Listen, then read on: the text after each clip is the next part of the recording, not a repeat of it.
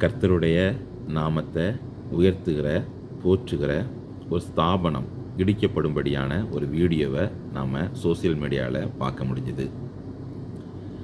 இந்த பிரகாரமான காரியங்கள் தேசங்களில் நடக்காதபடி நாம் ஜெபிக்கணும். அது நம்ம மேலே விழுந்த நம்மளுடைய கடமை.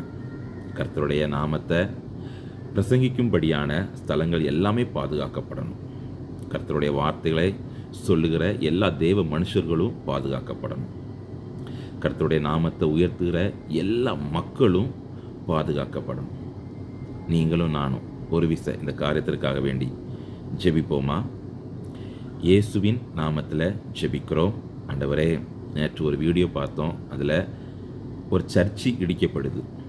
இனி இப்படிப்பட்ட காரியங்கள் தேசங்களில் நடக்காதபடி இயேசுவின் நாமத்தில் ஜெபிக்கிறோம். அதே நேரத்தில் சர்ச்சு இருக்குது, நாங்கள் போகாதபடி, உம்மை தேட ஆசை இல்லாதபடி நாங்கள் வாழ்ந்து கொண்டிருப்போம்னா எங்களை ஒரு விஷயம் மன்னித்து கொள்ளுங்கப்பா.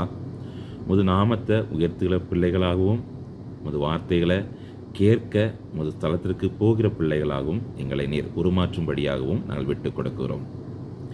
இயேசுவின் நாமத்தில் இனி முது வார்த்தைகளை பிரசங்கிக்கப்படுகிற அந்த ஸ்தலங்கள் எந்த இடையூறும் இல்லாதபடியும், அதை துதிக்கிற மக்களுக்கு எந்த இடையூறு இல்லாதபடியும் நீர் வேலியடைத்து பாதுகாக்கும்படியாகவும் இயேசுவின் வல்லமையுள்ள நாமத்தில் ஜெபிக்கிறோம். ஆமென்.